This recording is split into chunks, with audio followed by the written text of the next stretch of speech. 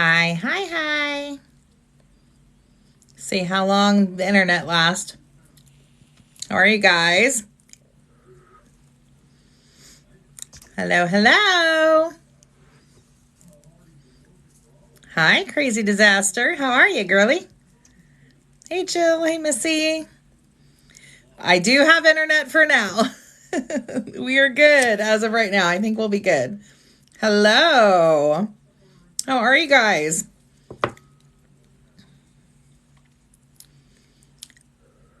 So I'm going to do work at Wednesday, right? Not work at shadow work. So I'm going to do a couple things tonight. Tonight, I'm sorry, but we're talking about grief and sadness. Okay. Apologize in advance.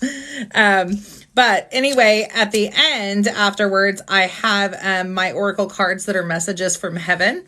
And so I thought I'd pull a couple cards at the end of that for you guys. So I hope you guys are doing good. I am on here every Wednesday. We always do shadow work or some sort of work to, better ourselves on Wednesdays. And this week we are going to talk about grief, and we're going to talk about sadness. That can come, in many different forms, right? It doesn't have to be an actual death of them not being on this planet anymore. It could be that you're grieving the loss of something or a relationship when they're actually here as well. And so there's so many different forms of grief and sadness. It's not a one size fits all notion, right? We all deal with it differently. We all have different ways is that you right now? I'm so sorry. It's definitely not something that, I don't know, grief is not my favorite emotion. It's not anybody's favorite emotion, but I think that my grief is what spun me into being who I am today. And so I do think there's something to be said about taking very difficult situations and transmuting it into something beautiful. Because had I not gone through what I've gone through, I would not have met any of you guys, right? So there is beautiful silver lining in those clouds. It just takes some time to get there sometimes. So that's kind of what I want to talk a little bit about tonight. So if you know someone that struggles with grief, and it doesn't have to be, like I said, someone actually, a death in the physical form, it could be that your relationship or a friendship, right? We've all experienced those friendships or those relationships that you mourn them just the same because it is a death of what you thought it was. And so there's many different forms of it. But for those of you that are struggling with grief of someone who has passed on, at the end, like I said, I do have my oracle cards that are messages from heaven. And I thought at the end I would pull a couple for you guys. Oddly enough, I'm very sunk in. Like I always talk about being sunk in, but I had a dog before Charlie. His name was Duke, and we ended up having to put him down. And I was running across pictures while I was trying to clean out my camera, different videos and stuff like that. And I was like, the animals, they help us more so than humans most of the time. So... all right, are we ready? We ready? Well, thank you, true player. How are you tonight? Yeah, no, it's just, had I not lost Dukers, I wouldn't have Charlie. And that would be sad. So, yeah, it's just that circle of life. It's really hard. And there's always beautiful things that come from the devastation of losing someone. Always. It is so hard. I get it. It's confusing, and you go through that time. And one of the quotes that actually I wrote down is Keanu Reeves said, grief changes shape, but it never ends. Right? Because whenever you do lose someone, it's an energy, right? And we know energy doesn't ever disappear, right? It only changes forms. And so I find that interesting to think about your emotions in the same way. You know, if you think about your emotions in the same way, it's that they change shape, right? But they don't ever end. They always stay and they move around. And grief changes shape, but it never ends, right? You learn to live your life differently. And it's something that we're united as humanity that we all go through. As we, sometimes when we're very young, but as we age, we start to lose people around us. And so it's something that humanity can come together, right? And at least all agree that they all experience grief. We may not be able to agree on anything else in the whole world, but everyone experiences grief in their own way. And it's not anybody's favorite emotion. It's life-changing always, right? So if you're new in here, I am Kitty with Craft by Kitty Lynn, and I'm here on Wednesdays. We talk about shadow work. We call it Work It Wednesday because we are trying to work to better ourselves and understanding why we are who we are. And we kind of talk about different ways to help ourselves and help each other. So welcome in. So grief changes shape, but it never ends. Would you guys agree? Those of you guys that have experienced grief of losing someone, that it's always there. It may not hurt as devastating as the initial blow.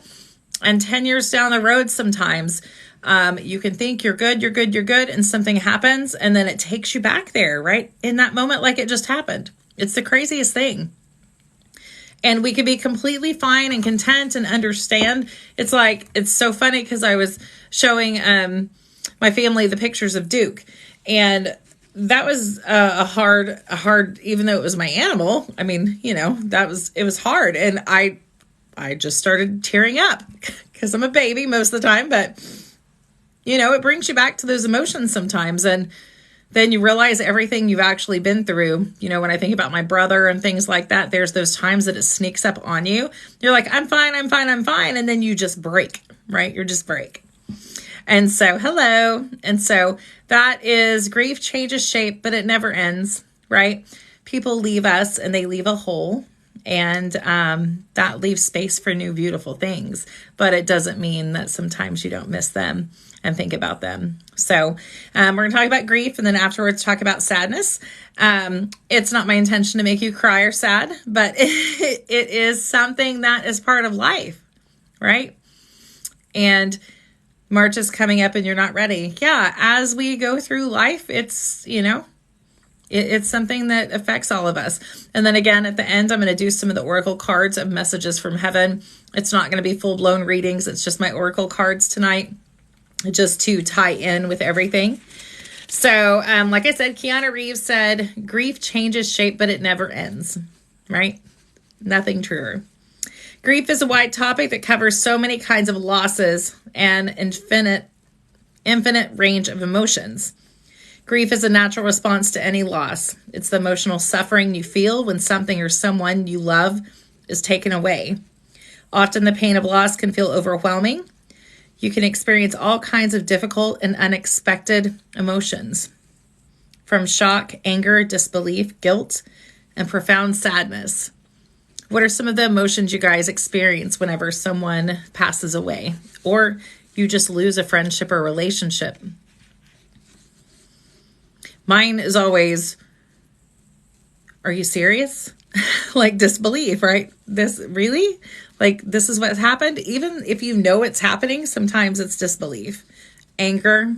Yeah, anger, sadness, distance, numb. These are all feelings that all of us have, you know, in different situations with it. Anger. Yeah. Grief is something that's going to happen to everyone. It's something that unites us as humanity. At one point in your life, you're going to experience and go through waves of emotions that come along with it. Grief is hard, but you can process it and turn the feelings of pain and sorrow into something meaningful and beautiful. Anger and guilt. Yeah. You can turn it into something meaningful and beautiful. So here's the thing with grief, right? I'm not a doctor. I don't even play one on TV. In my experience with grief, I had some very life-shattering things happen with my brother. And it's like the longer the days went on right after he passed, the more things came out about his passing. And there is something to be said about watching someone you care about take their last breath, or all of a sudden they're just not there in the physical form.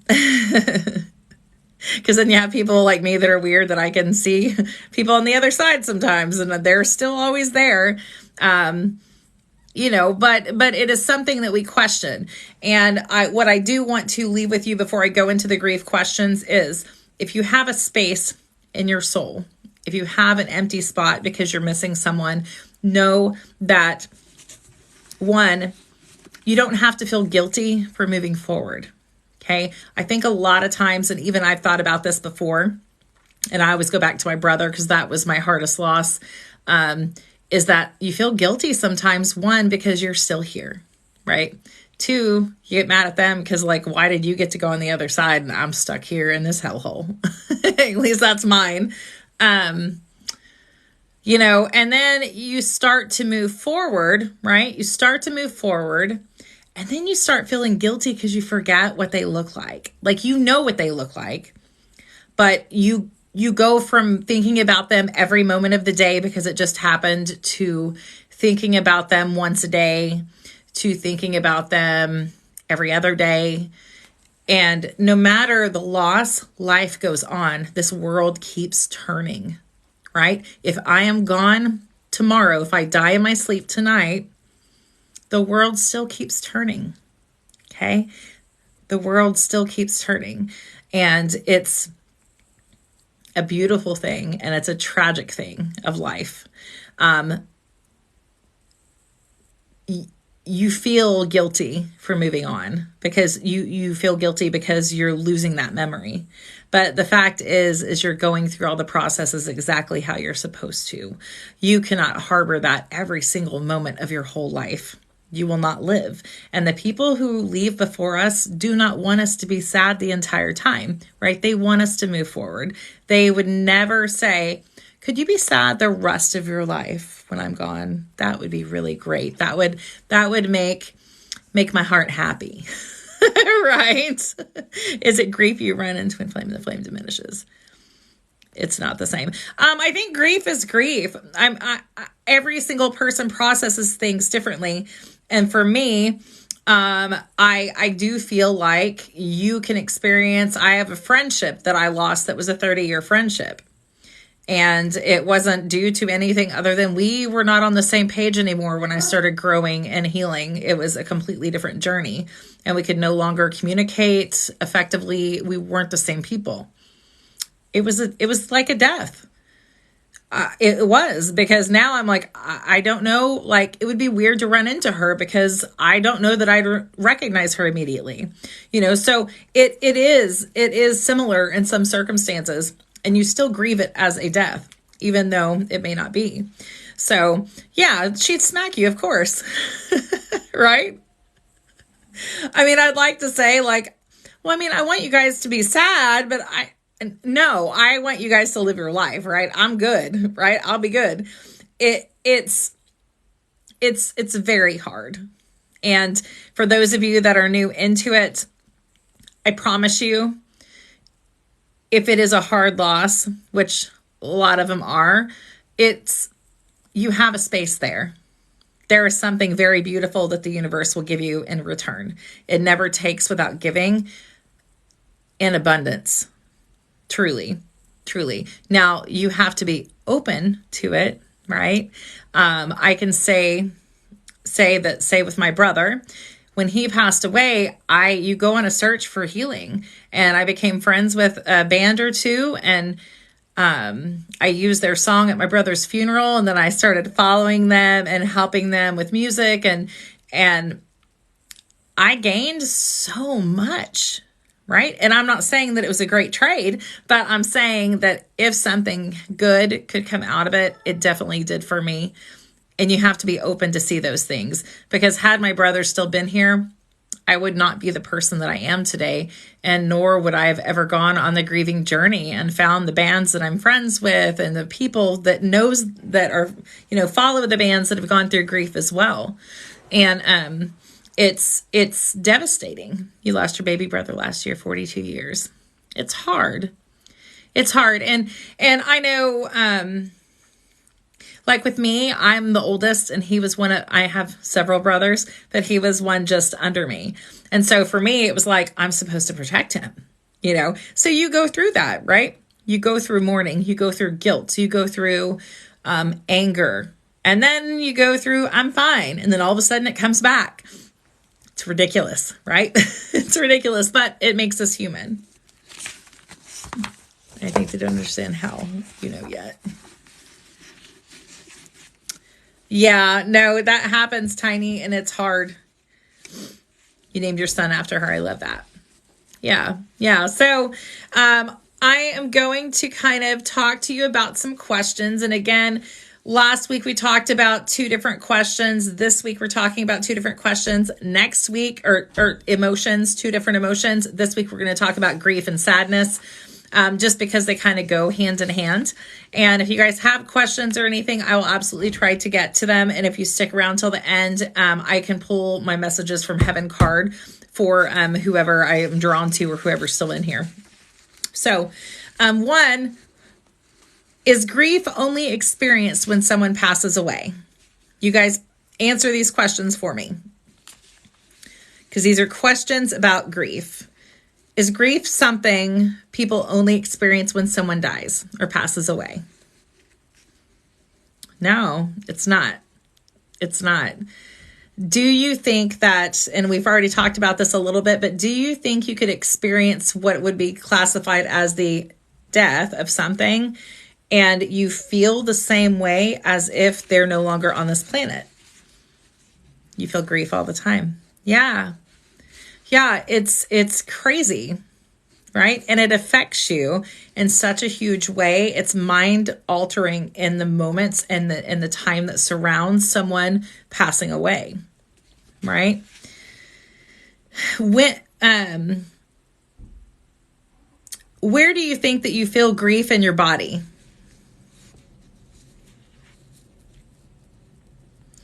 Where do you think you feel grief in your body? Think about that. When you feel grief and you have that emotion and you have that sadness, where does it sit in your body? Hey, Nancy. Your mind and your heart, in your hips. That's why I got big hips. Everywhere, your stomach, your heart. So grief can affect everyone so differently. And we are going to go into later on in the month into chakras and things like that and talk about truly where something's set, but it can affect you all over your body, and it can make your chest heavy, your neck, your back. I like that song. Your neck gets really tight, right? And then that ends up giving you a headache, and then your shoulders. Your body is a grid, right? And there's pictures I could show you of this, but essentially there is a perfect grid that is around your body of energy, and it's through your body. And as soon as something gets kinked up, it throws the entire grid off, right? So your shoulder and neck might be hurting, but then your left leg might be hurting too, right? Because it's all interconnected. And then you have the emotional aspects of it. You have the physical aspects of it, and it matches the nervous system. Yes, it does match the nervous system. Yeah. And so it can be felt all over your body. Do you think that can affect your sleep? Do you guys think that grief can affect your sleep and your rest? I remember not being able to sleep, even though I wanted to sleep. I wanted to just go to sleep and not wake up, right? Because we think that's the answer too. You don't rest well. You feel agitated. You feel stressed. You feel sad. Someone says something to you wrong, and then you burst into tears. Like, it's an entire body experience, right? Grief is not something that only affects your emotion for a day. It is your entire body, a cellular structure, and my mind is completely changed, right? Think right now, what in a person that you mourn,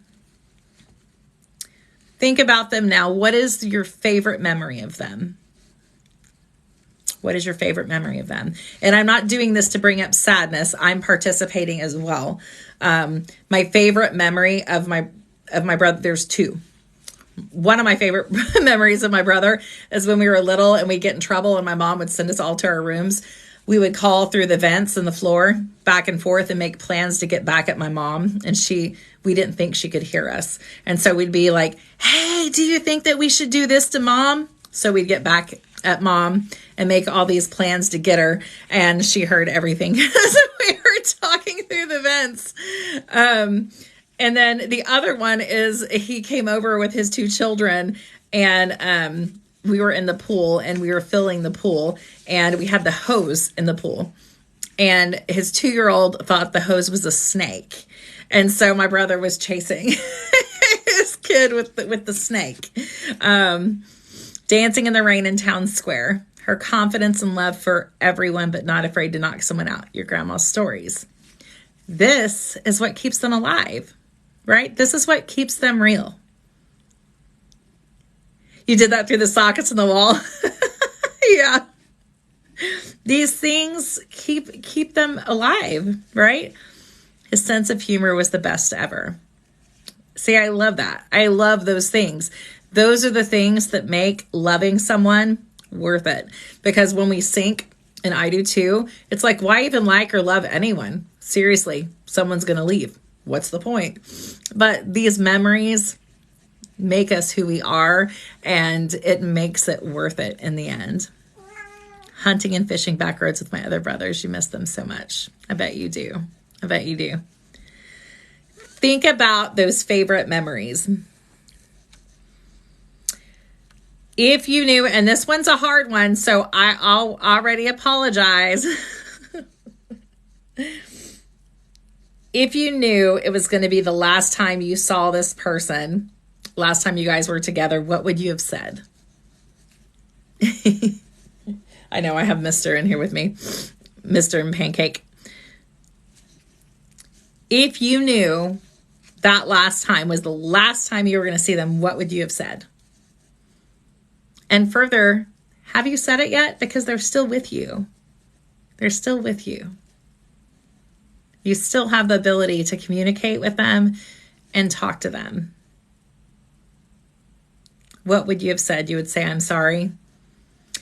I probably would have told my brother I was going to kick his ass. See you on the other side. I would let her know how much I appreciated her raising me. How dare you? Yes, she does, Rebel.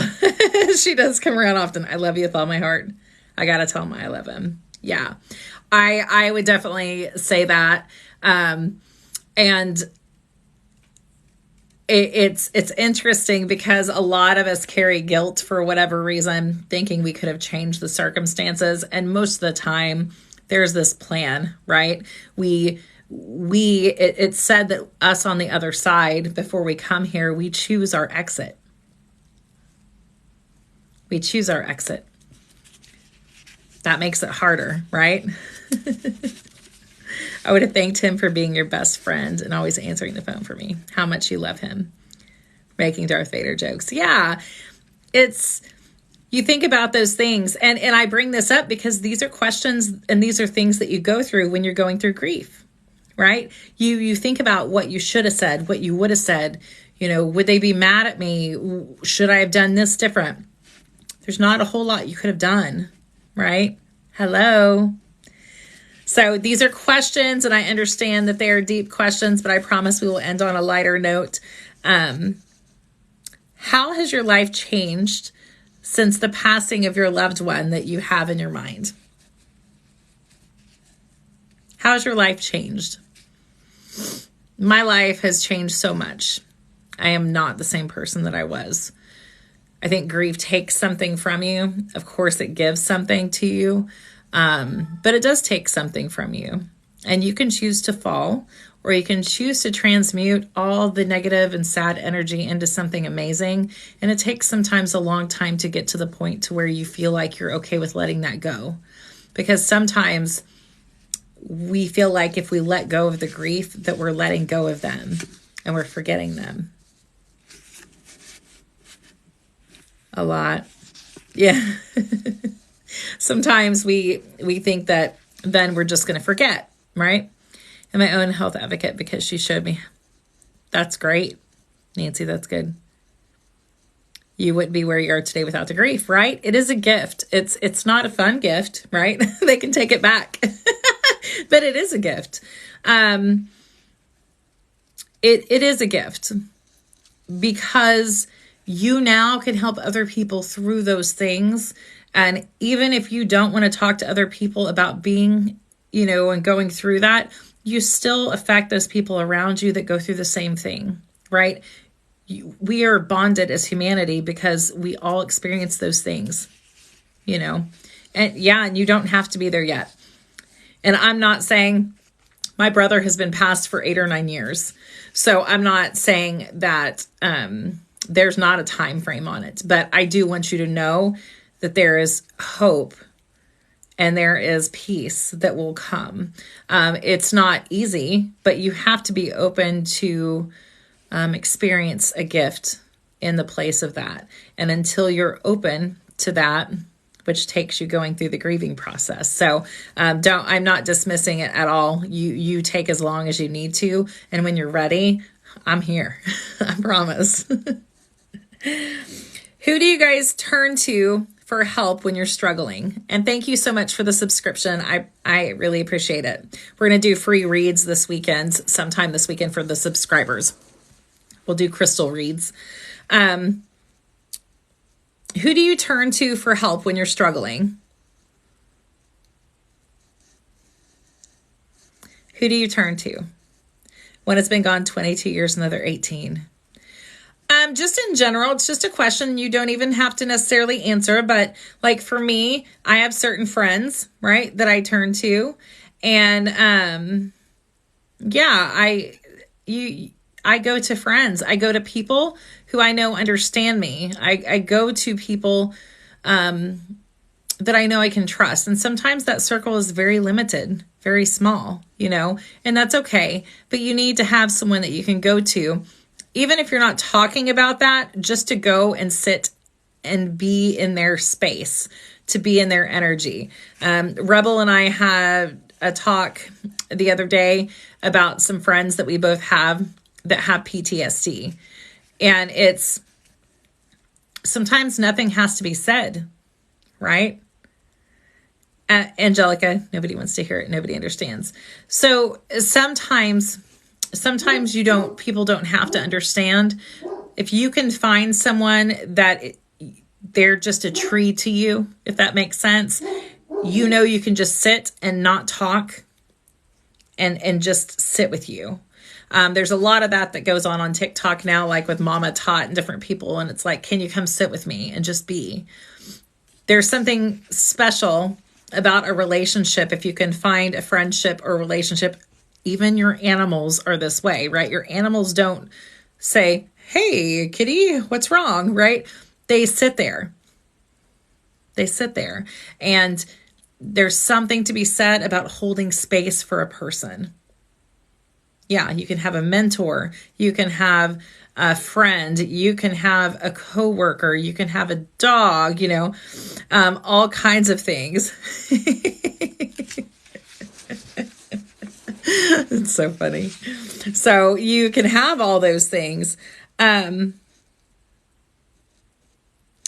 you guys like to talk about your loved ones? Are you there yet? Are you comfortable yet? This is part of grief, the grief process. So sometimes it's so hard to talk about grief or talk about your loved ones. And then once you get to a certain spot, you're able to talk about them. It almost feels like, for me, it feels like a different lifetime whenever my brother was here. Like it's several chapters ago for me. And so I love talking about the funny stories, and I love talking about how I want to kick his ass because he was an addict, and that's ultimately what took him. But it's there. Hi, Savage. How are you?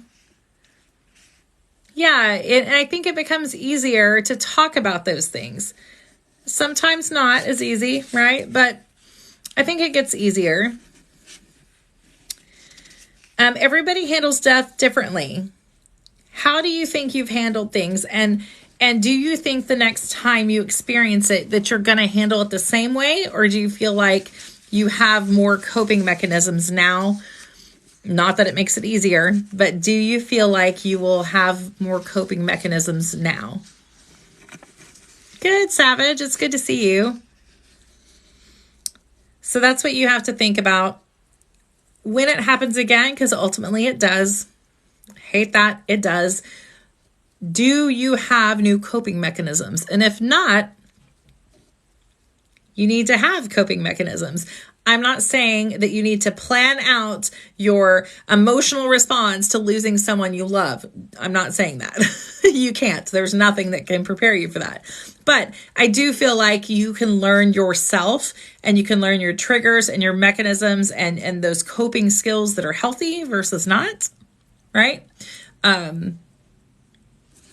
Sometimes those things come into effect, or come into, when that is your fallback.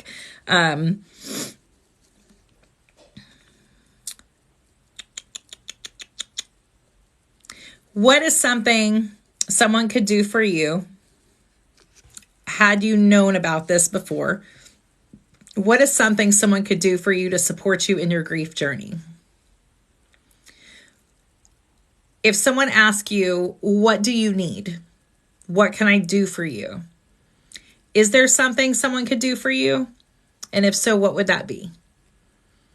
The last 2 weeks, I'm humbled at all the madness and hurt and have seemed to have gone away. Hold space.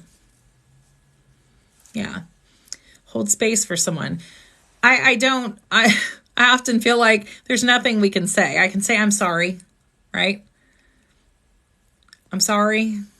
Sorry doesn't cut, you know what I mean? Like it doesn't, like just sitting there sometimes and giving a hug is just enough. Just be there, not push for normal. Just be there holding someone's hand. Just be there and hug, right? It's so important for us. And if I were to die tonight, right? Not saying I'm gonna, but you never know. If I were, I would want to leave with you that nobody is alone, right? Nobody is alone. Nobody is alone in the grieving process. You feel alone, okay? You feel alone. It is an emotion. Everybody on this planet loses people. Everybody. And so you hate it when people say, I'll pray for you, and they don't. Yeah. Yeah, I'm a fan of not superficial things when it comes to that stuff, when I say, how are you? I'm okay if someone says I'm not okay, because I'm asking you because I actually want to know. So a lot of people, it's just something that's in passing. How are you? Good, thanks. And we're all like robots. I'm great. I'm good. Hi, I'm Kitty. I'm perfect. No, like that is what happens. It's crazy. So,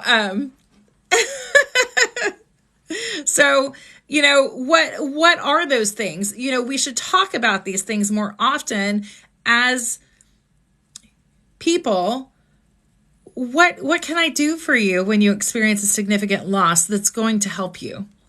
Right? I get, we can buy each other flowers and send them to the funeral, whatever, right? But what can I do for you? What can we do for each other? And sometimes holding space and just being there. If someone wants to call me and just cry, I'm okay with that, right? Just call and cry. Let it out. Give me the emotion. I can take it, right? You have to have a safe place. And if you don't, then you're in the wrong circle of friends, wrong circle of people. I'm not saying you need 500 people that are there for you, but you do have to have some people. Change my mood around different people. Yeah, of course. Yeah, that is a defense mechanism. You have a problem letting it out. Yeah, we be strong bitches. I think it's hard whenever you're a person that takes care of things and you just want to get things taken care of. And it's also hard when you've been hurt numerous times and you don't trust people and you don't want to give them that I'm sad and I'm weak. Because a lot of times people think sadness and grieving means that you're weak. And that's not true at all. It means you're human, right? You experience grief. People, it's sad. It's an emotion. Hey, Hers, I don't have a choice, but I let it out. Crying is healing, right? And when you cry and you let those things out, you're literally being an alchemist. You're changing your energy that comes up to here. You know, you cry and you get those, I call it the lump in your throat, and it comes up to here, up to here, up to here, and it hurts. And then you cry and it transmutes your pain into water, which is healing. It's healing. Hey, Rocktone. So it's healing. You transmute that out into tears. It is healing. Now, for those that don't like to cry, that's a different story. That's scary as hell, right? And you don't usually have those. But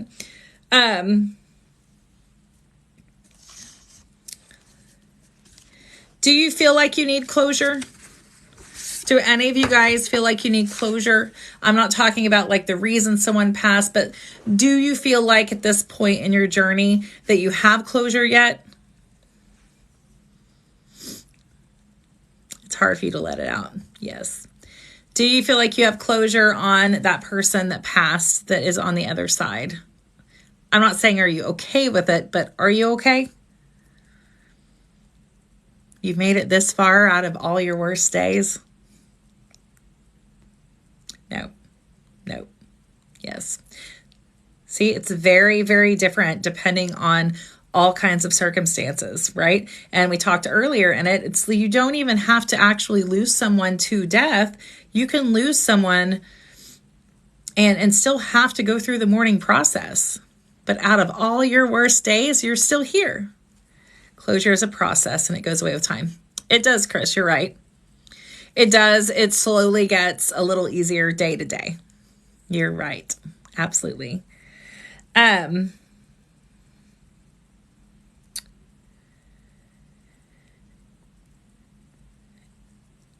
If you could see your loved one right now,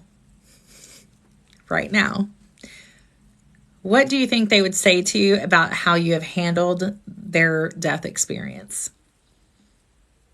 Do you think that they would be happy to see you moving fluid-like through grief?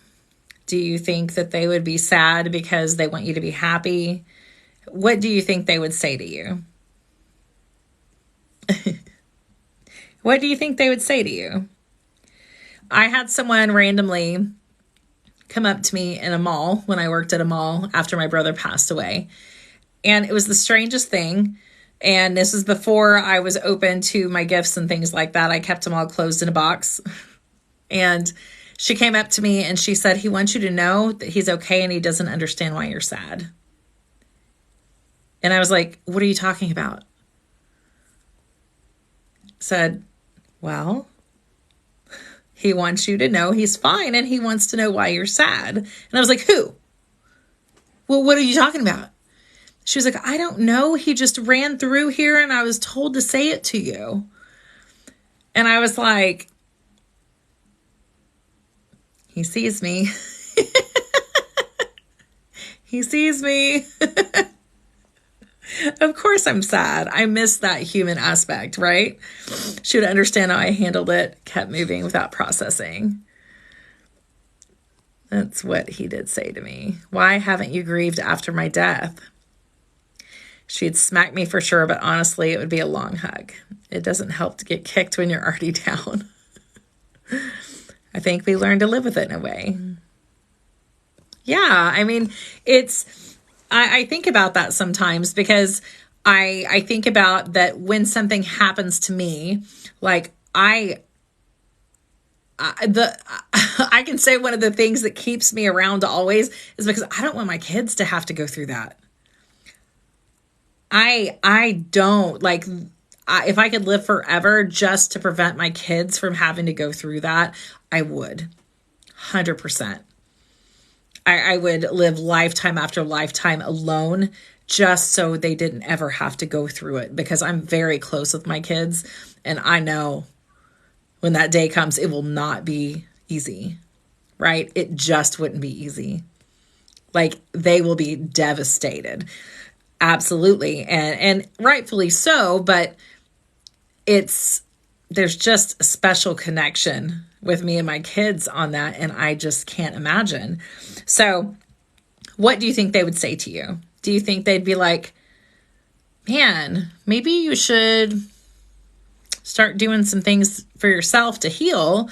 Or would they be like, man, you didn't even care about me? Or thank goodness that you finally have made it through? Or would they say, look how far you've come. When I was here, you were nothing like you are now. And you're so strong. And you're so powerful. And you've grown so much. Right? They see you. They do.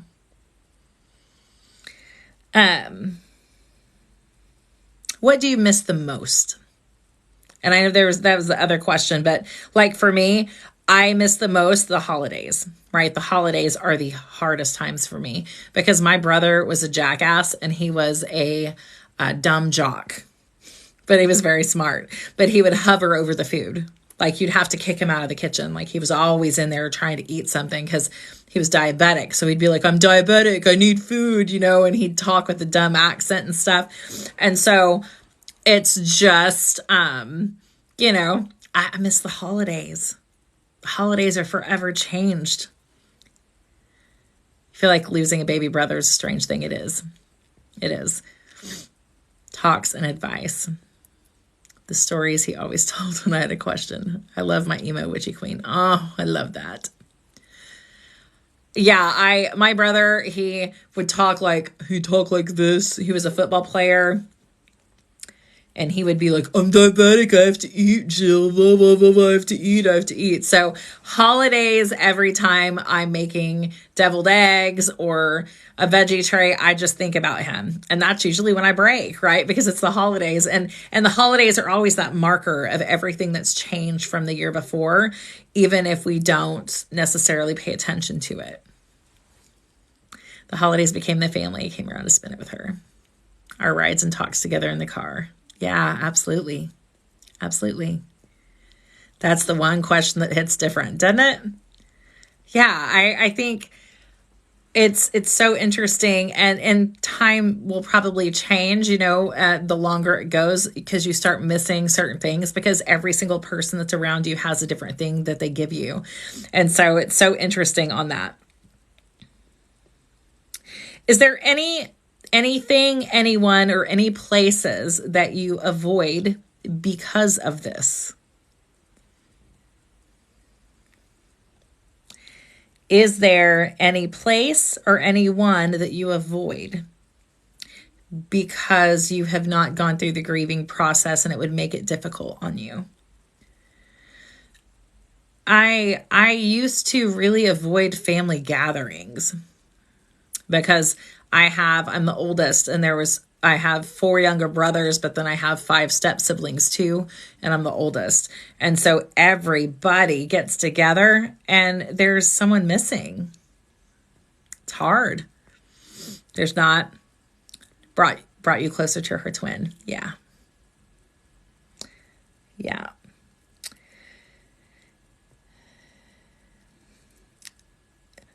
What would you say you need the most help with in your life at the moment? And this is just a random question because sometimes you just need someone to be there for you. Sometimes you need $1 million. Sometimes you need a bus. But what would you say is something that you need in your life right now? Do you have people that you're comfortable just letting sit next to you to support you? He lived in a different state and I've not gone there yet. And it's been almost 1.5 years. Yeah. And eventually you will find that going there is going to bring comfort probably, right? Not right now. No, not right now. Forget about it. Sometimes those things eventually end up being a connection point for you. And because the energy is so strong there. And so sometimes going to those places, it's hard because it is a connection point for you and it brings up those emotions. Letting go of pent-up anguish. Help from your youngest brother. Motivation and reassurance. Letting go of the emotions. Yeah.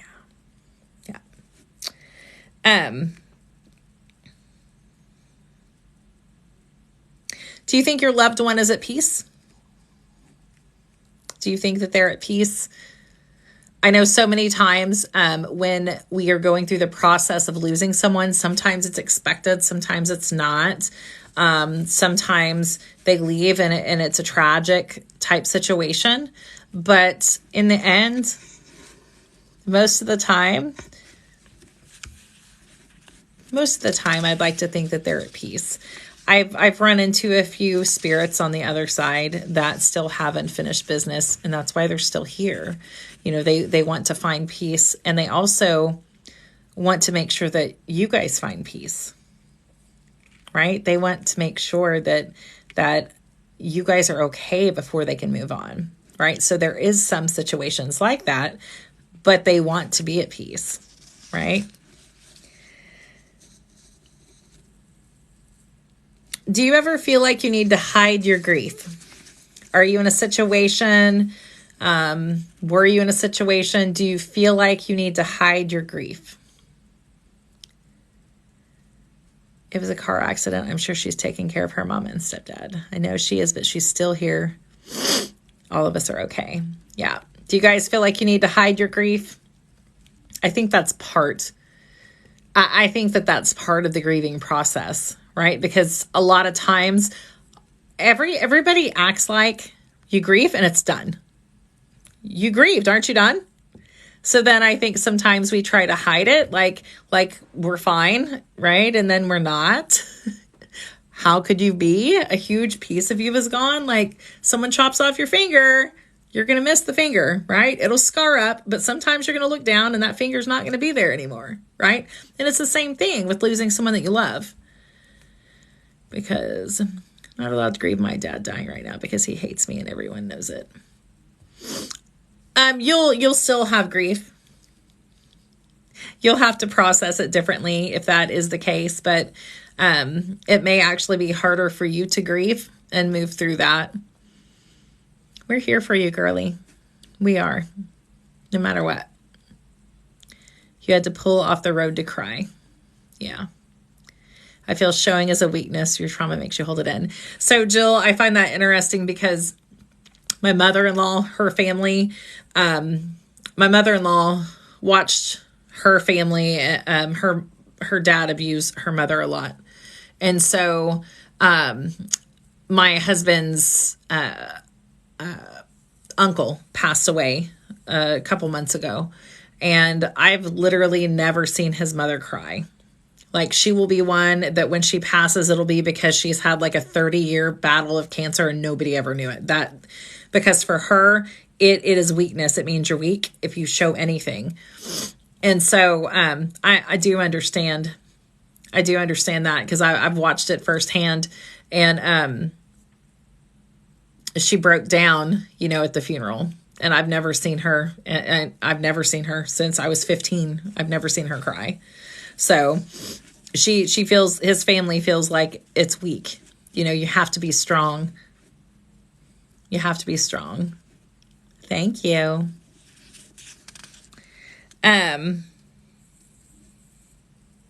What would happen if you embrace the pain so you could let it go more easily? What are you scared of on embracing that? And I say that in a very true question, because sometimes it's terrifying. Sometimes if you go through the grief, you're scared you're going to forget him. A lot of times we hold on to negative energy in good and bad situations, even ones that have nothing to do with death. And even ones where people say, just leave us, leave relationships or anything like that, right? You get it from her plus the trauma. Hurting others. Yeah. When you embrace it and you start feeling the emotions, and I'm not saying be an emotional basket case every day of your life. I understand that you have to go to work. You have to be a functioning person, usually on day to day, right? But you need to allow yourself time. You have to allow yourself time to feel the emotions, because if you don't, where does it go? It goes into your body, into your cellular structure. You can literally feel when you're crying and upset, you can feel the knot in your throat and the tension, right? It goes back, right?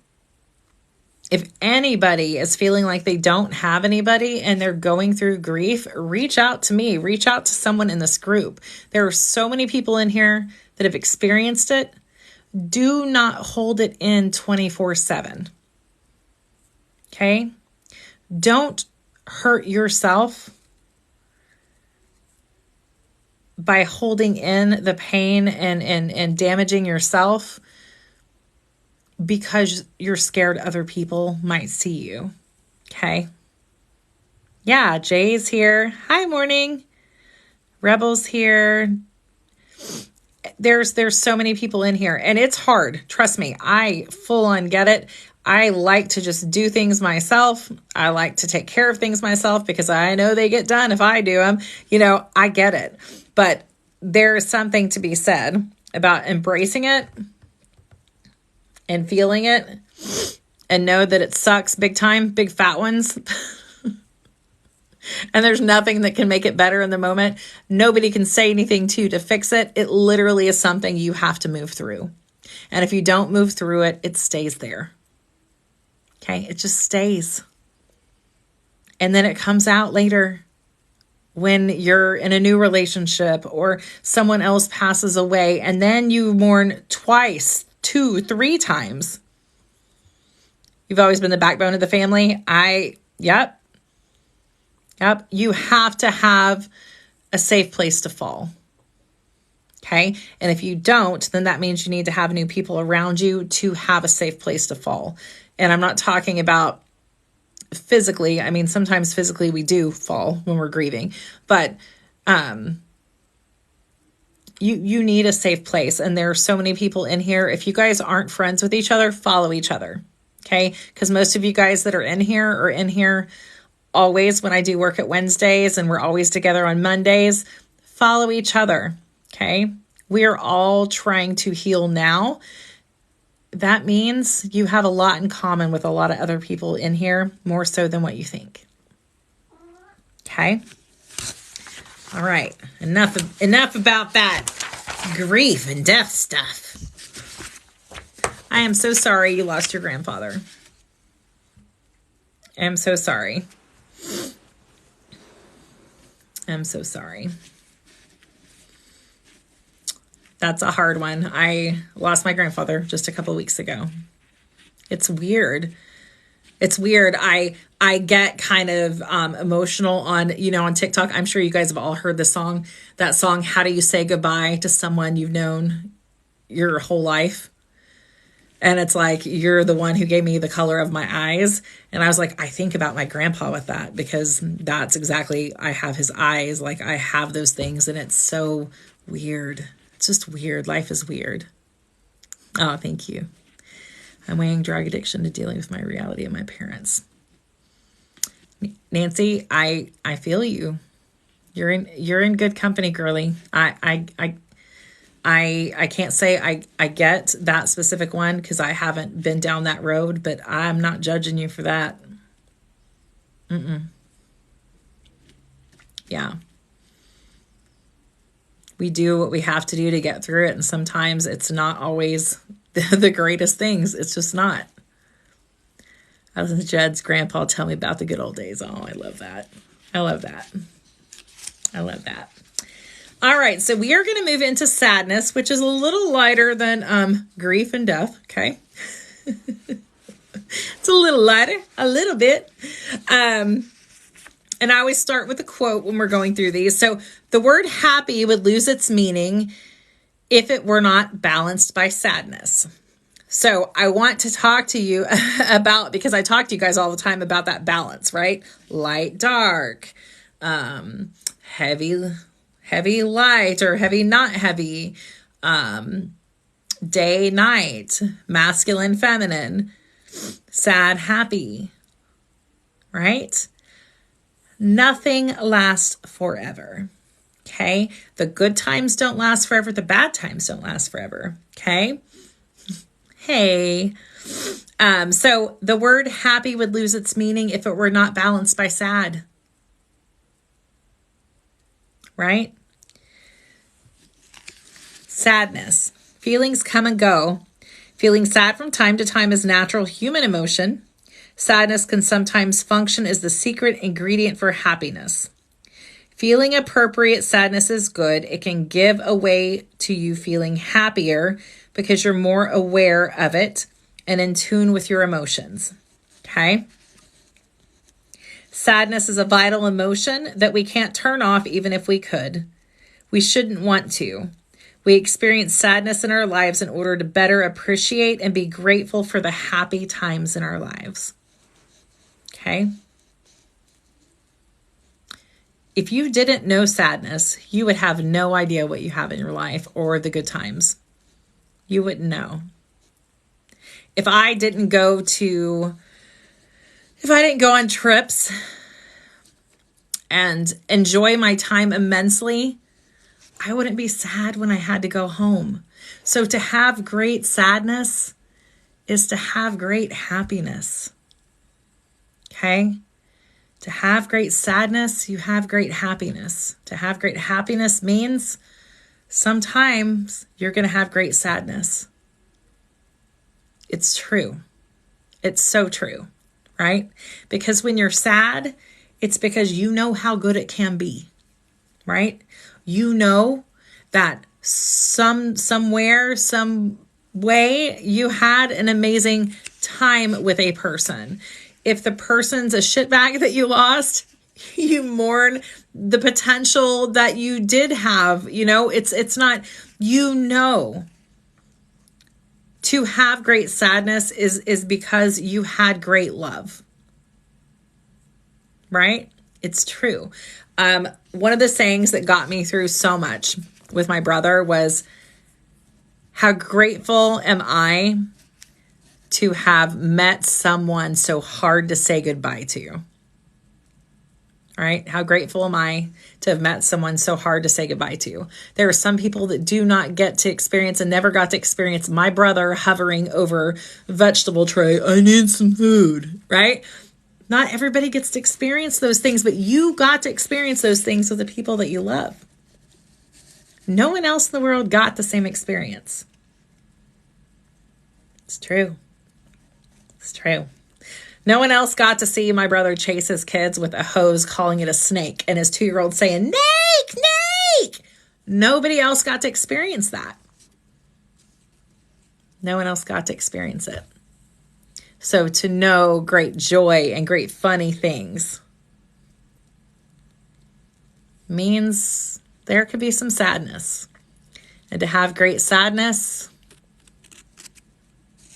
means that there was good times. There was, you know the difference, right? To have sadness means you know that there is good, right?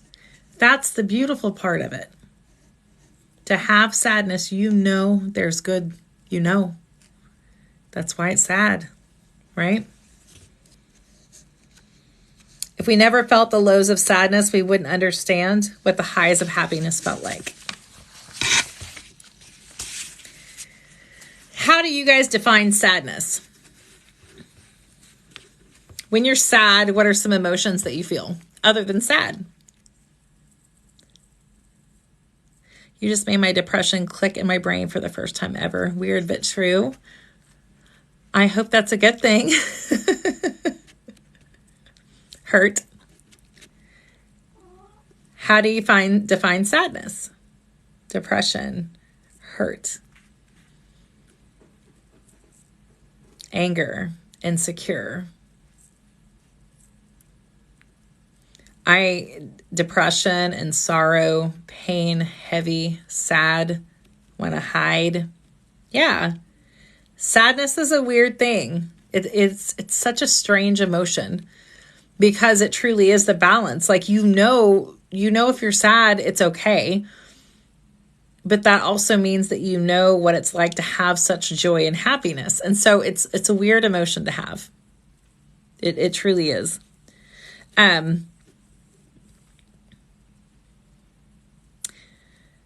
What kinds of things, and I know these sound like children's questions, but they are, there's reasons why I'm asking. Do you cry when you're sad? If not, why? And we talked about this a little bit, but do most of you guys cry when you're sad? Or do you hold it in? Just in general? Yeah, it really is, because I realized it's an internal problem and a kind of selfish in a way. Sometimes. I'm not supposed to. Yes. I am one that tends to cry when I'm super pissed off. That's when I cry, usually, is when I'm really mad. Because it just gets so here, that something's got to give. Hold it in until you break down and cry a lot. Ditto. Yep. Hold it in, Miss Julie. Hold it until you break down and cry a lot. Not to hold anything in. Super mad, I cry. I cry, the self-medicate, puff, and midnight margaritas. That's you. Yeah, I usually, grief and sadness is isolating. And that's what I think is so unique about the experience, because it is isolating. But it's something every single person goes through. That is what's so unusual about it. It is so isolating, because you feel like in that moment, no one understands what you're going through. And while no one may understand exactly what you're going through, because we're all chemically wired differently, everybody experiences loss. And so it's so unusual that we all feel so alone when we experience a loss. Do you feel better after you cry? Like, I don't know if I feel better after I cry, because usually my face is swollen, and you can see for days that I've cried afterwards, because for whatever reason your face swells up, and then you get a headache, and then my nose gets stuffy. I don't know. I probably feel better after I cry, but do you guys get that? Do your eyes swell? My nose gets super stuffy and I can't breathe.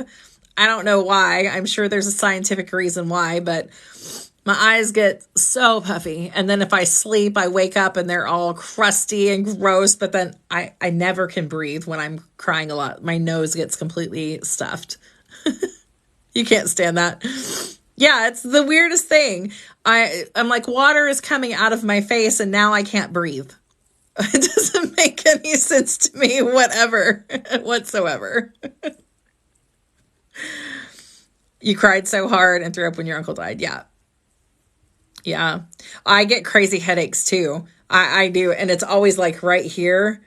And it's like, yeah, it's crazy. But yeah, puffy eyes, like I can't breathe. You don't feel relief like that until after the fact.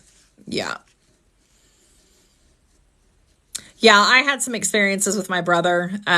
You guys know he was an addict, and I had gone through his kid's backpack, and there was some, I'm just going to say rocks in it, and some pointy things.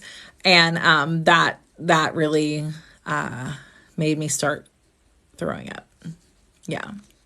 So I get that. It's so stressful. I didn't cry 2 weeks or so after your oldest passed. Yeah, it's a weird thing. And then my eyes are puffy for days. And like I said, then I can't breathe. Does feeling sad mean that you're not happy? Could you feel sad and still be happy? Hey, everyone. Could you be sad and still be happy? Because you have to think about that. You have like all these things that you're happy about, and then you're very sad. So I think that you can be sad and still be happy. Now, does one emotion overpower the other? Yeah, I think so. But definitely. So here's a great question for all of you guys. Truly post these answers on here for me. Not just for me, but for everybody in here. How do you process your sad feelings? Post on here some ways that you process your feelings. That way you can help others on different ways to process. For me, I'd like to say that I journal because I talk about journaling a lot. I'm one that I like to talk through. It's more healing for me to talk to where I might say the same thing 10 times over, but I process things better when I have someone to talk through it with. Multi-emotion is even incorporated in the cartoon Inside Out. You talk it out. Yeah, I do. I like to talk it out. You have a little box that you put them in. Writing and helping others. So some people write songs, right? Writing, painting, cleaning, music. Music for sure for me. Something creative, love comedy, talking mostly. Yeah, I think that I can, of course, connect with music. I will listen to music. That gets me through so much. I'm so much a music person. Talking, though, helps me work through things. Sometimes you draw, you cook, scream, dance while cleaning like a fiend. Music and singing, listening to music. Sometimes you draw. Yeah, there's so many different ways, and there are good ways to cope. I wish you were around during my grieving time. Well, I'm here now. Yeah, there's so many different ways. You can if you're in the spiritual community, there's crystals that can help raise your vibration and raise your energy. I mean, there are so many different things I would do now differently. Like I have, sound healing. I have all these different things that I could do. I have crystals, I have herbs, I have people that I would talk to, music, go sit under a tree, spend time with your nephew who's a mini-me. I love spending time with my grandchildren. You guys know my Charlie, right? My Charlie. Oh, he's not in here, but Charlie. Then he was open to Nako Medicine for the People. It's an amazing group. Oh, interesting. Okay. And I'm Cuban clean, so I'm serious. The walls are getting bleached. Road rage. There is. It's going to be anything calming. Hang on, I got to let my cat out of here. Go away. Hang on. Go. Lepidolite. Just don't eat it. Just don't eat it.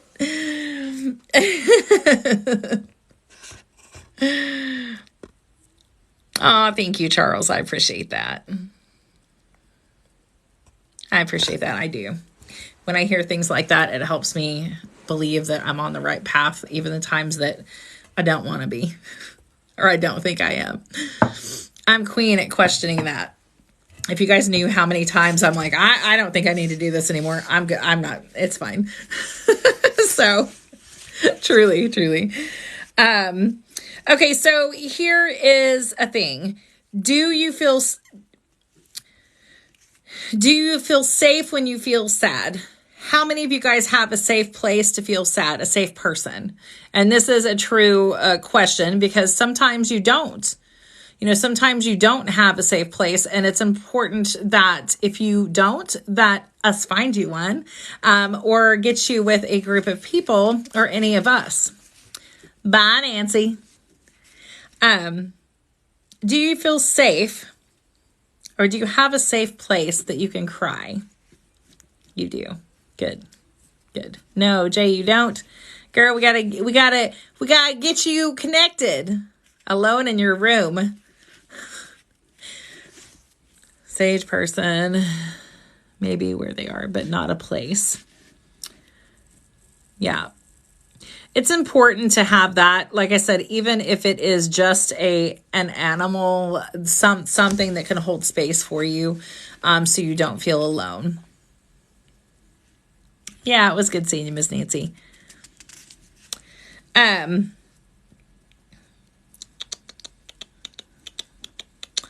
How did your family deal with sadness? I can't really say, like, I had my mom and my stepdad and stuff were like all openly loud, screaming, throwing, crazy, right? And so I can't say that I really ever saw them be sad. If I did, I don't know how they deal with it. My mom paints. She does that, but my dad, even at my grandfather's funeral, he holds it in. He doesn't cry. He doesn't express emotions, which is so bizarre to me. Anger from dad, shut down from mom. Sad, mad. Don't talk about feelings ever. My dad worked a lot. My mom always had health issues. Yeah. And so it's a learned thing for us to feel like, is this person safe for me to talk to? Right? And then half the time we have someone, that we think we can talk to, but then we're like, well, are they really okay? Right? And so it's hard, especially when you come from a situation where people hold it in.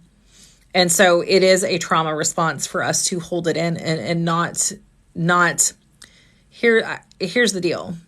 You guys actually do not have the right to tell someone if they can comfort you or not.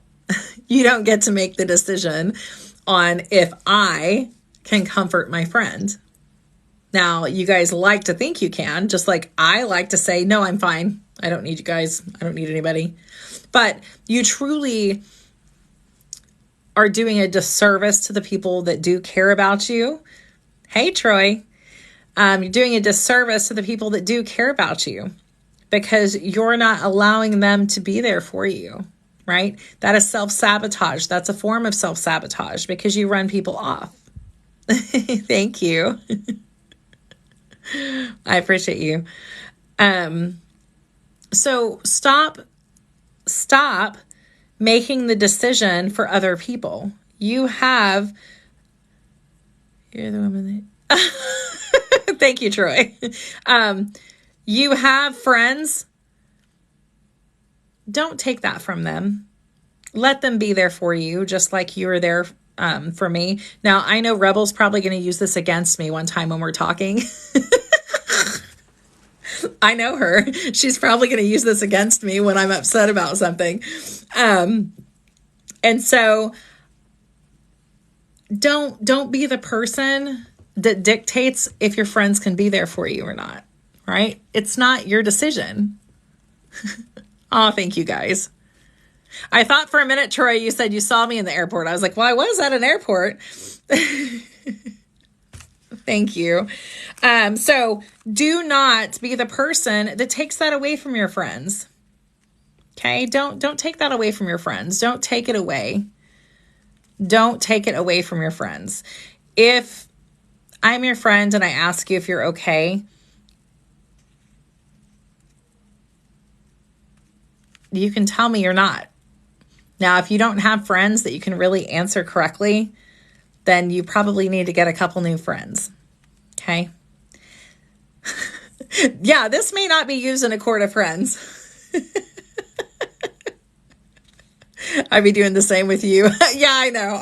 We do. But that's the thing. And that's what I've learned because I'm stubborn as hell. I like to do everything myself. I know you guys are like, oh, no, you're not stubborn. I am. And so I like to take things on myself because I don't want to be a burden, right? I don't want to be a burden. I don't want you guys to feel like you have to do things for me that are my friends. I don't get to choose and tell my friends what they can and can't do when it comes to being there and being a friend. Okay.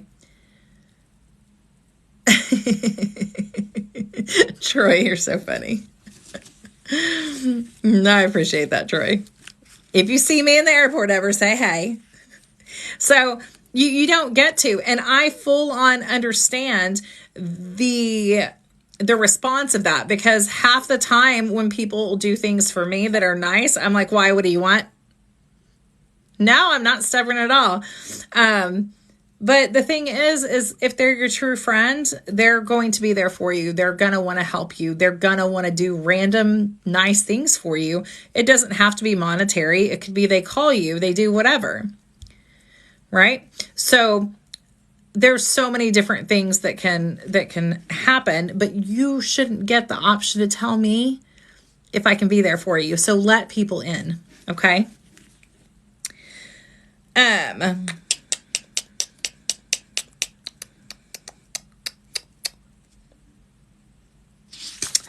All right. That's what I have. That's what I have for you guys. Why, thanks, John. I appreciate you. Thank you. All right. Are you guys doing good? Was that a lot of information? Was that a lot of information? So much. So I'm going to do some cards. If you do want one, I do not have necessarily a way to keep track because I don't have a pen in here. So if you want a card, this is literally, so I'm going to tell you about this deck so you're not expecting anything super, whatever, unless someone comes through. So this is called Talking to Heaven. These are just little messages from the other side, whether you believe in heaven, whatever, right? So I love oracle cards because, hey, Aileen, I like oracle cards because I just do, right? They're just intuitive.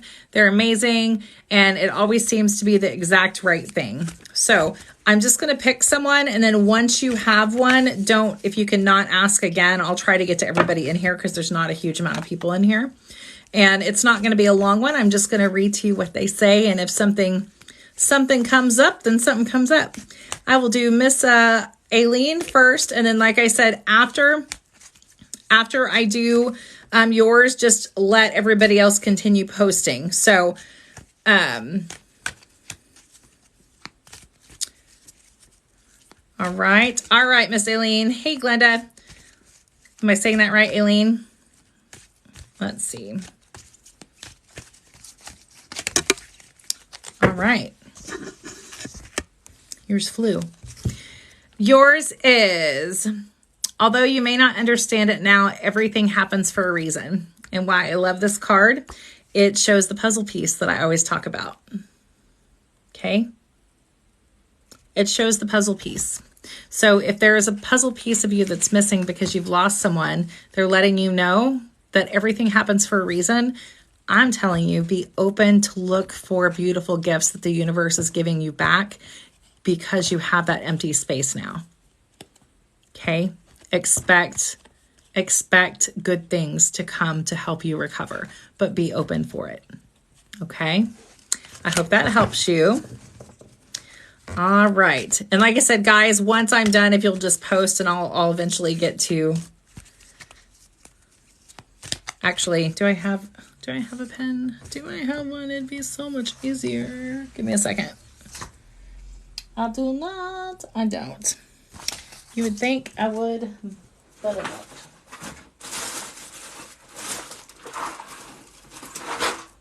I don't. We'll just do it this way. All right. Kat Gala. I'm going to do yours. Guys, just be patient for me, okay? Kat, you're next. Yours jumped up. Your loved one is wanting you to know, I have no more earthly worries. I'm not worried anymore, right? Sunflowers looking to the sun. Your loved one has no more earthly worries. They're not worried anymore. Okay. All right, Miss Rebel, you're welcome. You're welcome. Miss Rebel.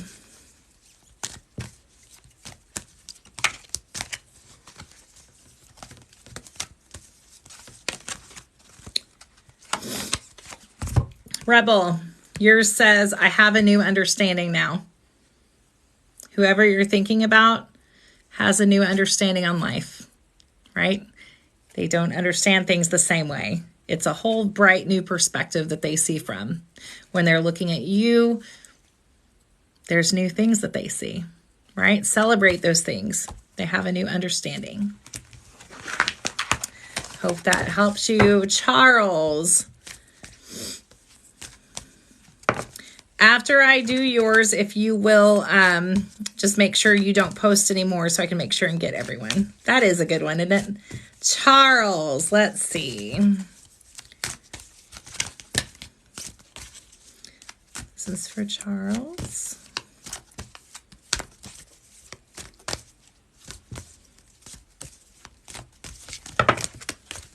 All right, you have 2 cards that popped out. All right, one says, I am so much better now. I am so much better now. And there's that beautiful rainbow. I'm so much better. Whoever you lost, whatever their struggle may have been, they're better now. And the other one is, I am standing right next to you. Not to scare you. When you feel that touch, when you feel that energy, they're there next to you. Don't forget that. Okay? I hope that helps you. All right. You're so welcome. You're so welcome. Morning. Did you need one? Morning, Lily. I'm trying to make sure I go through everybody. It'll just take a little bit of time. Morning. Morning, morning. I'll do morning and Jill. If morning isn't here. All right, let's do morning and then I'll do Jill. Morning. You got some cards, man. All right. I love this card. It says, as a soul, I can be several places at once.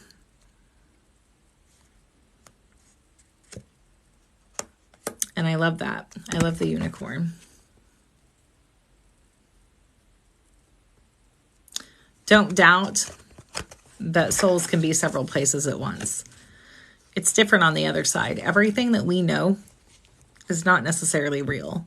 I know that sounds like I'm all conspiracy and things like that, but what we know is not always how it is. I don't think there's any religion that can tell us how it really is. As a soul, I can be several places at once. If we're all connected, right? If we're all connected, we're all one. We're all one with the universe. We are. We just are, right? There's not one place for us. We're everywhere. Okay. All right. Jill and then Julie.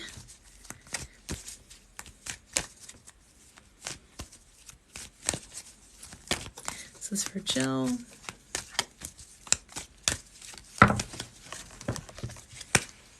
Did I feel like a card flew?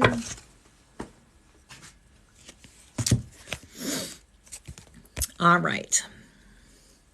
This says, I feel healthy and happy.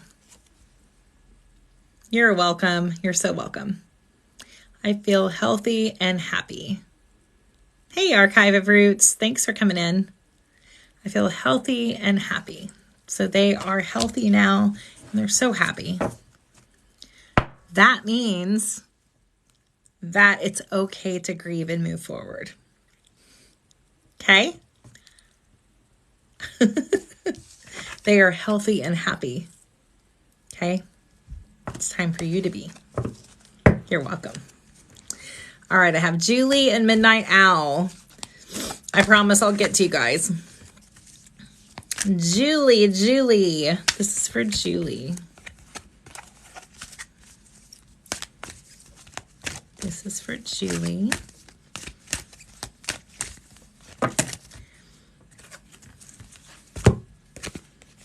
you got this beautiful butterfly. They have been plaguing me for weeks. Says, I send you loving signs through nature. Guys, keep your eyes open. Everything is a sign. It's almost like you're in a video game and there's all these beautiful things for you to see. But Julie, your loved one shows you things. Loving signs through nature. Loving signs through nature. Go look for those butterflies. Go look for crows. Go look for a ladybug.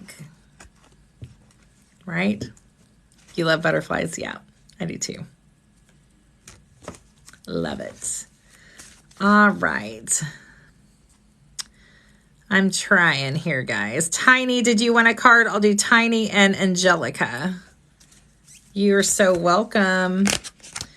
Tiny, Tiny, Tiny. Did you want one? I don't want to give you one if you don't want one. You do? Okay. You're welcome. This is for Tiny.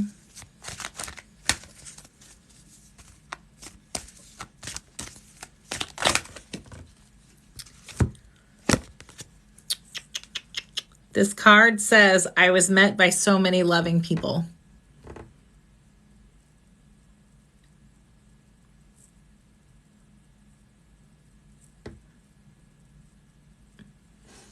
I was met by so many loving people. I often wonder what that's like. You know, because I've been recently, I was in a graveyard with Miss Rebel. And it's funny because we had on the box and you could just hear conversations. You can just hear conversations. They're not like of us that are in the flesh. You just hear them, right? They're there. They're there. I was met by so many people. Like there's so many people. It's energy. They just pop in, you know, and meet everybody that comes in. You go to the other side. There's so many people there. Yeah. I was met by so many loving people, right? Even the worst, most horrible people have people that they love and people that love them. Yeah. Yeah, Jay, absolutely. I was going to do Tiny and then, I'm sorry, let me get the name again. I apologize. Angelica and Jay. I know. Behind you. That's what they said to me in Rebel. Behind you. Stare, like behind me. Angelica. This one is for Angelica.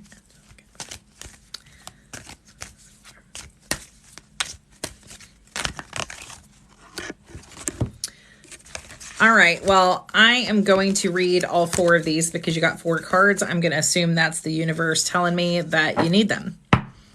Okay. So, are you in here? I want to make sure you're in here. Angelica, are you still in here? You have 4. Okay. You got 4. Remember me by the happy memories that we created. Okay. Remember me by the happy memories. Okay.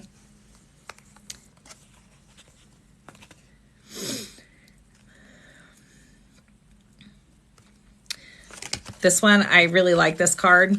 This is what it looks like. And it says, there is no time where I am. Time is only here on earth.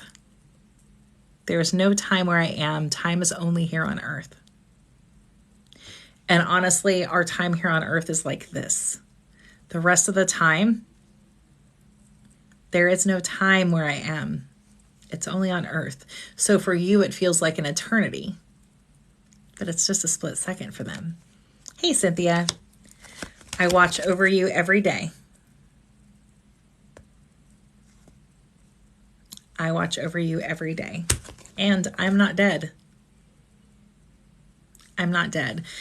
And what I love about the I'm Not Dead is because so many civilizations think about passing as just passing to the next life, right? Technically, the energy is still there. It's just the physical body, right?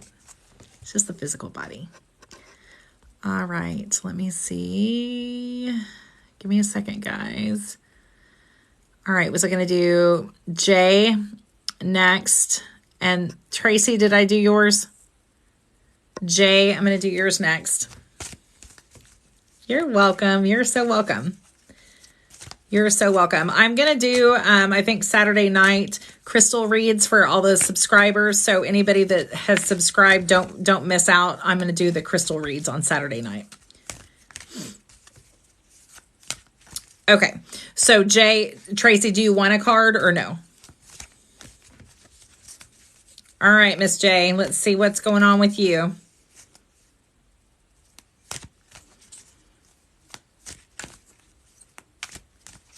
Oh, no, I'll go ahead and do yours. I don't have a pen and paper. Okay, perfect. Perfect. Sorry. All right, Jay.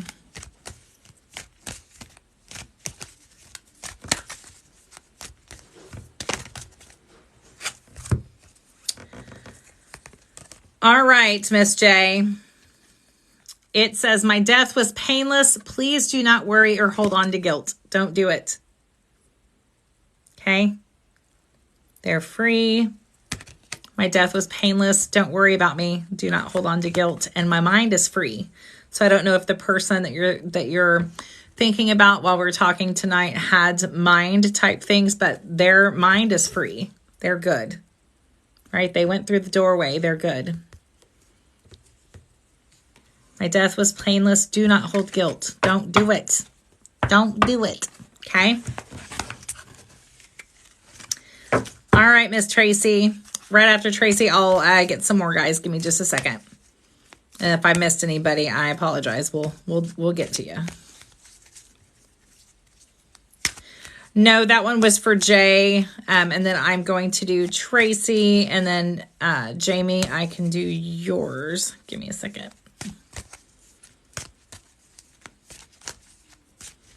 This is for Tracy.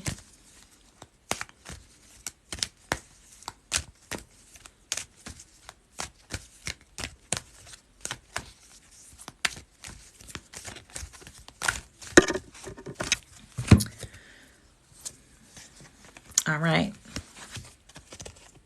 You're welcome. You're welcome. I hope that helps you. I do. All right. I love this one. It has the compass. That darn compass. I've been looking for an arrow, and here you got one. I will always point you in the right direction. Tracy. When someone's tapping on your shoulder, they will always point you in the right direction. Also, they're letting you know I am just always a thought away. Only a thought away. They're right there, pointing you in the right direction. All you have to do is call on them. All you have to do is call on them. I hope that helps you. And I am going to do Miss Jamie and Cynthia. Did you need that? All right, Miss Jamie, and then I'll do Cynthia. This is for Jamie. This is for Jamie.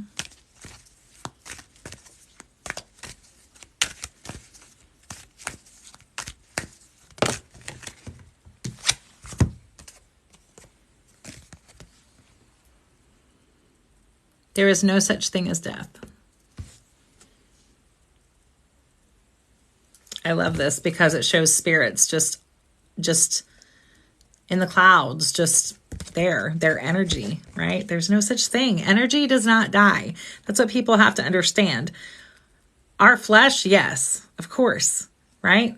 But there's no such thing as death, right? Energy doesn't die. It just changes form. There is no such thing as death. I hope that helps you. I hope that helps you. And then I had, who was next? Cynthia. Is that right? That was Miss Jamie, I think. And Cynthia, are you next? Are you in here, Cynthia? Okay, perfect. This is for Cynthia. This is for Cynthia.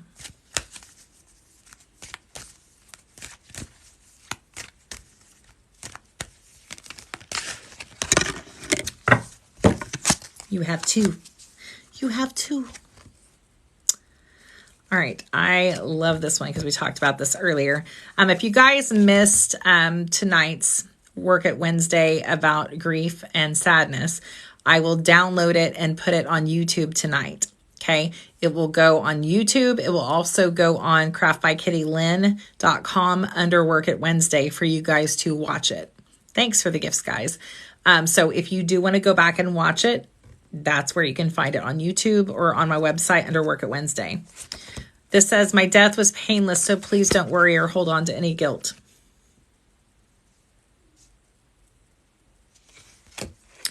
This one, tears cleanse the soul, which I love this because we talked about this in class tonight.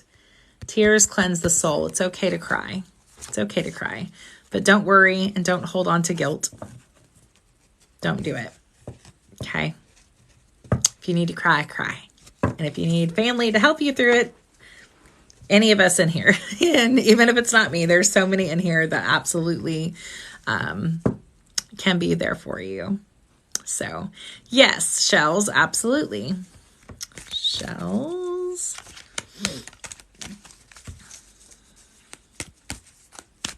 This is for shells.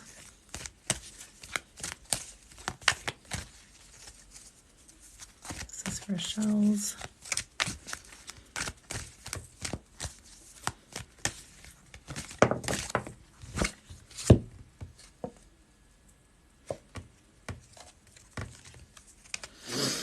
All right, so there's a couple different ones you got. You got one, I wish I would have told you more often how much I loved you. Your loved one is reminding you that they love you. I wish I would have told you how much I loved you. Okay, and this one is we are soulmates. We are soulmates. And there's a big misconception on... soulmates can be anybody, right? It's just a soulmate. It's a connection. So we're soulmates. I wish I would have told you how much I loved you. Okay. All right. Let me see who else I need to get to. Averon, did you ask for a card? I can't remember because I know you always end up being last because I always have you helping me, and I apologize for that.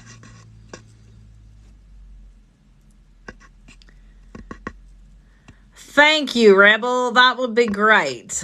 Averon. Thank you.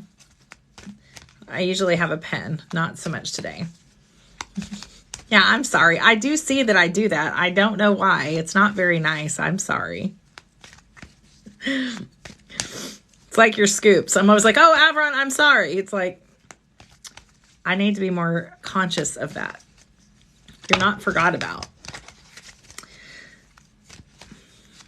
Averon. This is for Averon. This is for Averon.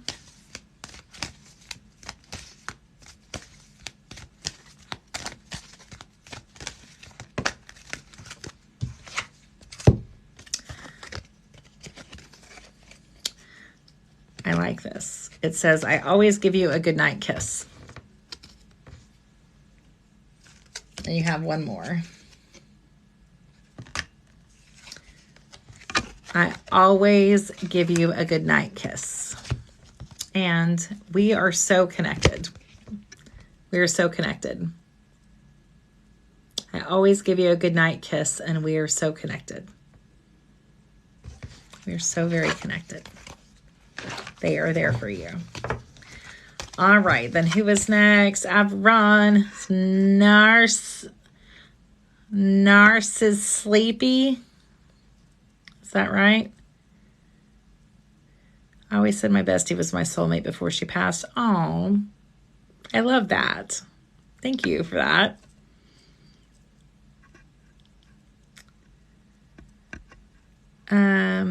Oh, Nancy is? Okay, Nancy and then... Okay.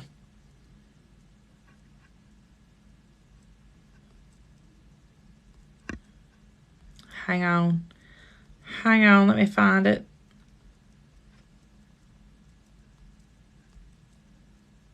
Okay, Nancy and then Narc is sleepy. Okay, sorry guys. All right, Miss Nancy, you ready? This is called Talking to Heaven. Talking to Heaven.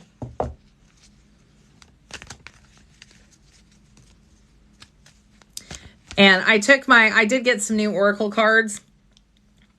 I am obsessed with them. You can ask Rebel. I have got the best reads off of them. They are most beautiful cards. I might do some of those Saturday night too. They're ones though that specifically you really do have to go to a page to look, because there's some healing things that are in there with it. So they're so good. I took them to work today and that's what we did today. All right, Miss Nancy.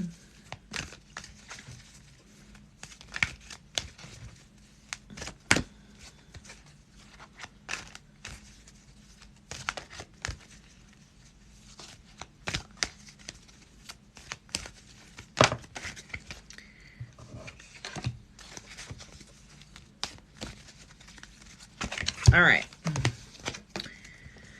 You have a couple ones, my dear. Becky did get a read. That she wanted to read from all 4 decks. So I did 1 card from every deck. Although you may not understand it now, everything truly does happen for a reason.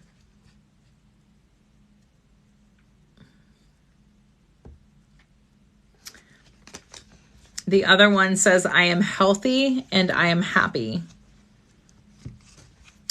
I am healthy and happy. And the other one is, I'm learning things over here. I'm learning things over here.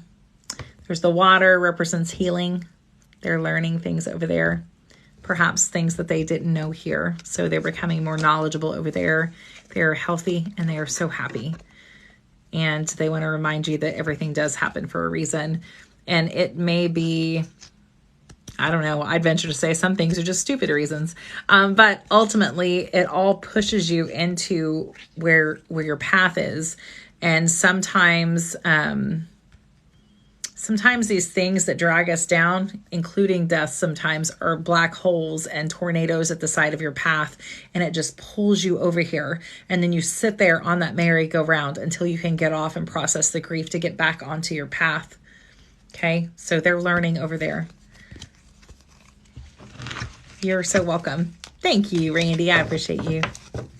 I appreciate you. Now, Narc is sleepy. Are you in here, my dear? The deck is called Talking to Heaven. Thank you. Thank you. All right. You ready? Ready? All right.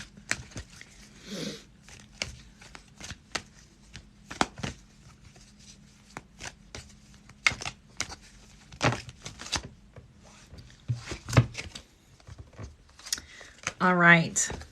My mind is free. You have 2. My mind is free. And I haven't gotten this card hardly ever. I am surrounded by my loving animals. Did the person that you lost have a bunch of animals? This says, I'm surrounded by my loving animals. I haven't got that card very often. And the other one is, believe in yourself, you can do it. So believe in yourself. They're reminding you to believe in yourself. Oh, you have a lot, but your parents' dog just passed. Okay. That makes sense. All right. Thank you for the kind words, guys. Everybody coming in. Is there anybody that I missed or that wants a card? These cards are not, these are messages from heaven, so to speak. 6 cats and a pit bull. Oh, well, that makes perfect sense then.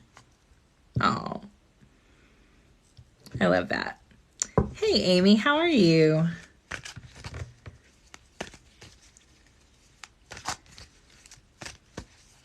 All right. Miss Amy.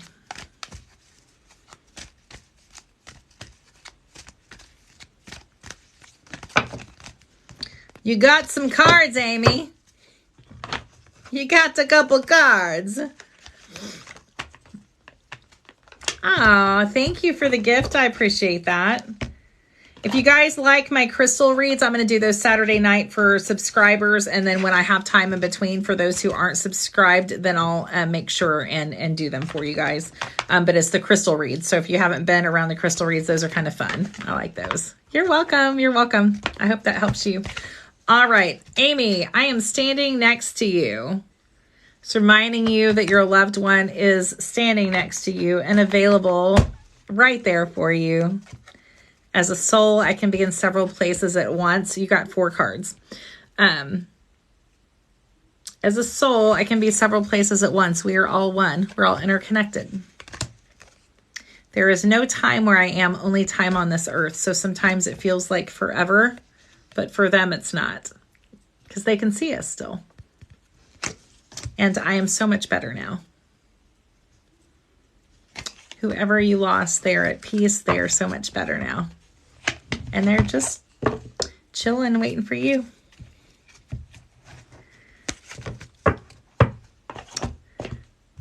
Dwayne. Yep, I'll do Dwayne, and then I will chit chat about what we're going to do the rest of the week.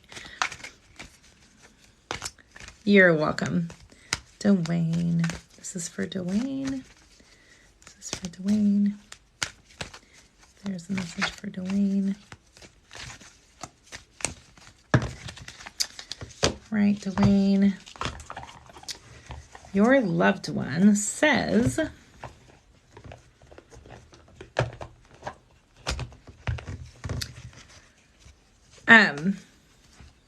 you have a lot of cards. Okay. So we have been together in dreams before. You've seen this person in your dreams. They're letting you know, yes, that was them. They send you loving signs through nature. Watch for synchronicities. They're letting you know you will be together again. And they're reminding you that it was their time to go. It was their time to go. They're still around you, but it was their time to go.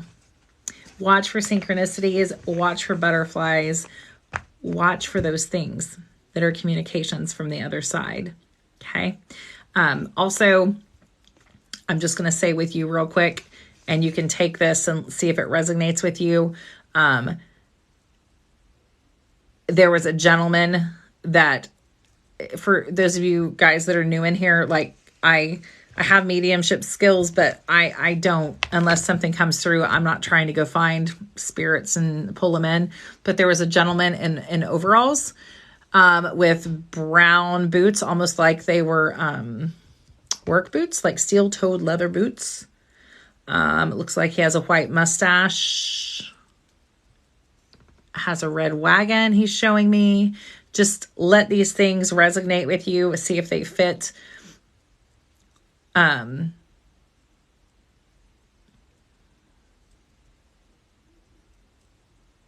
a teddy bear. Red wagon, teddy bear, overalls, steel-toed leather boots, and a mustache. Okay. They're just making presence known. As soon as you popped up on my screen, he came right here. I don't, like I said, I don't do that stuff often, but he will stay with me if I don't tell you. So hopefully you're still in there. It feels, like a father or grandfather type person. But when I see them, they don't speak usually. Usually it's just them showing me things, letting me know that they're there. So whoever that is, hopefully that resonates with you, because they're very determined to let you know that they're around. If you're still in here. If not, at least I told you.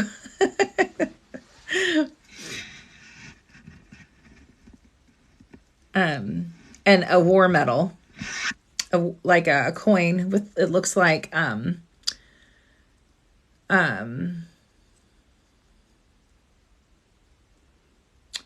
it looks like a coin, and it has like red and yellow and blue and white stripes, and then the medal's hanging.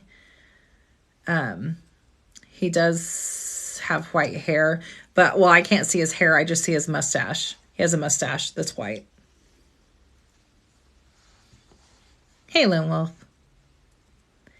All right, guys. So that is done. So you've missed the, I know I don't do it very often, but I was like, oh gosh, he's come through because I've dropped in. Hey, Blissful. So a couple of things I'm going to let you guys know about. Tomorrow night I am doing, my internet's been out yesterday because of the ice storm thing, but tomorrow in Blend Your Spirit, if you guys are not in Blend Your Spirit over on Facebook, that is our private group that we do different things in. It's just kind of a small little community that we support each other, but you also get a lot of, tidbits and information.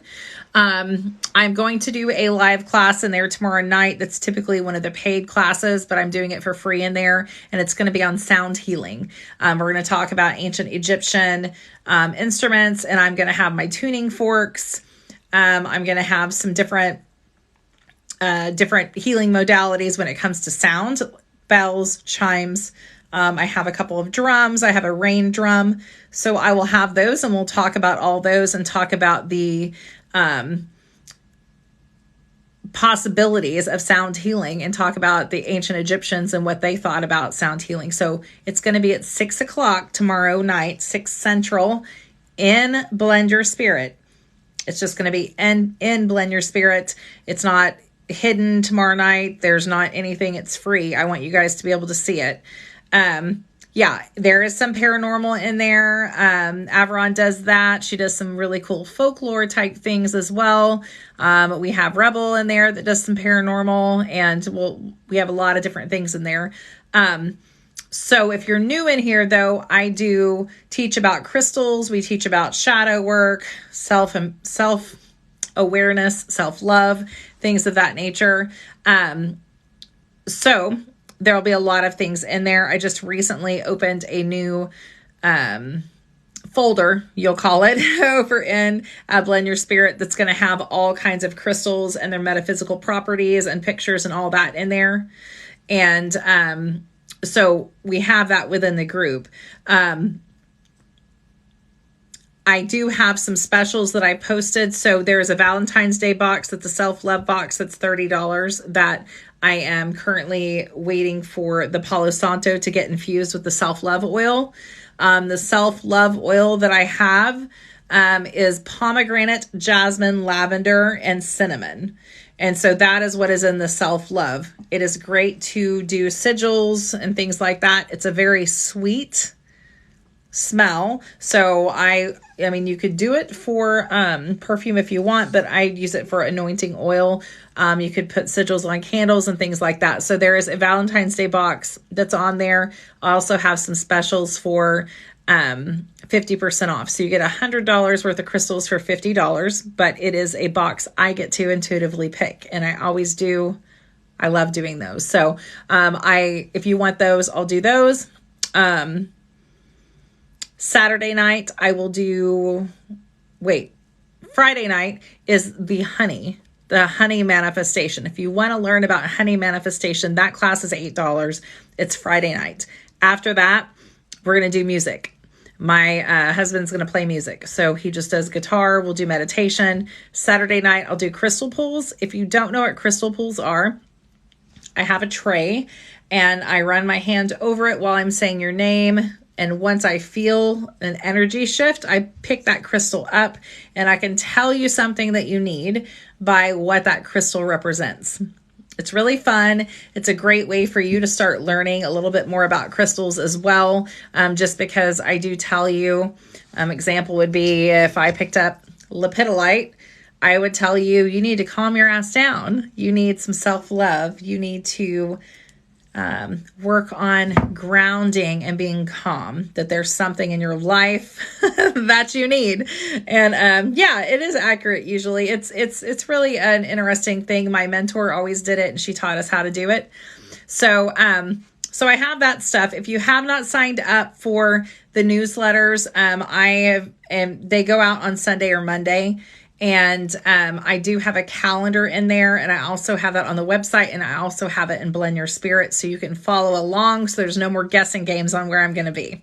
So, and if I pop up somewhere in between there, that's just an extra bonus for us to get together. But I will do that. I have packages that I'm going to get out now that the roads are supposed to be clear.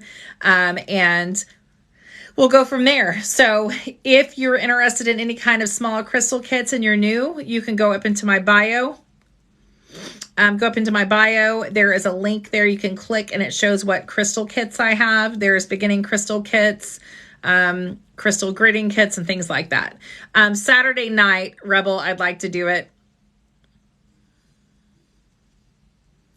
I'd like to do Saturday night.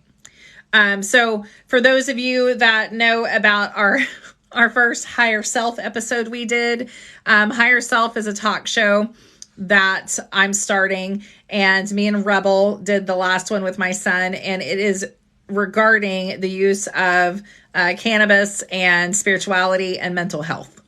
So this one that we are doing is going to be on cannabis strains that are beneficial for meditating. Now, if you don't do it, that's okay. We're just telling you from experience, from the scientific thing, all those kind of points, the pros and the cons of using it for meditation and which strains may be better for that. And I'm going to have a little bit of history because I'll do my part on the history part. So we're going to do that Saturday night. I will post what time because I'm not 100% sure. I need to get with Miss Rebel. And then the